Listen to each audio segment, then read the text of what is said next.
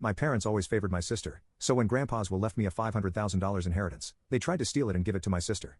But little did they know that my grandparents had other plans. I, 28M, come from a family with a long and complicated history of favoritism. My parents, especially my dad, have always favored my younger sister Amy, 25F, over me. This favoritism started when we were kids and only got worse as we grew up.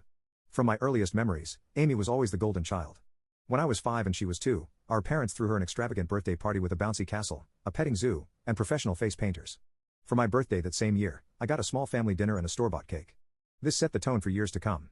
As we grew older, the disparities became more apparent. Amy always got the newest toys, the best clothes, and the most attention. I remember when I was 10, I saved up my allowance for months to buy a new bike.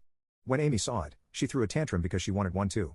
Instead of teaching her about saving or waiting, my parents immediately went out and bought her an even better bike than mine.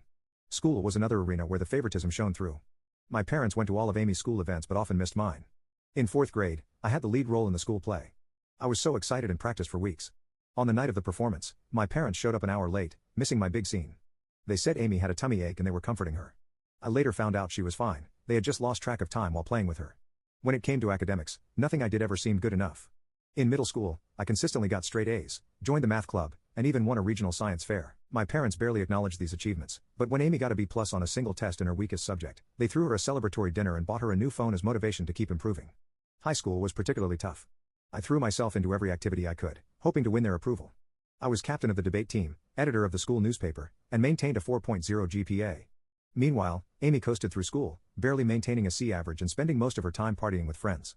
During my junior year, I was selected as one of 2 students from our school to attend a prestigious summer program at Harvard. It was a huge honor, and I was thrilled. When I shared the news at dinner, my dad grunted and changed the subject to Amy's upcoming dance recital.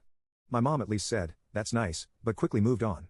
The night of Amy's recital, which fell on the same day I was leaving for Harvard, my parents couldn't drive me to the airport because they didn't want to miss Amy's performance. I had to ask a friend's parents for a ride. The college application process was another painful experience. I spent months perfecting my essays, participating in extracurriculars, and studying for the SATs. I was accepted into several top-tier universities and received a substantial scholarship to my dream school. When I announced this at dinner, my parents' response was lukewarm at best. My dad said, "That's good, but don't let it go to your head. College isn't everything." My mom added, "Just don't forget about us when you're off becoming a big shot." In contrast, when Amy barely graduated high school and decided not to go to college, my parents were completely supportive. They praised her for knowing herself and not conforming to societal pressures. They even bought her a car as a graduation present, something they never did for me. This constant favoritism took a heavy toll on me emotionally. I struggled with depression and anxiety throughout my teens and early 20s. I started seeing a therapist in college, which helped me understand that my parents' behavior wasn't my fault. It took years of work to build my self-esteem and learn to validate myself instead of seeking approval from my parents. Despite the lack of support from my immediate family, I managed to build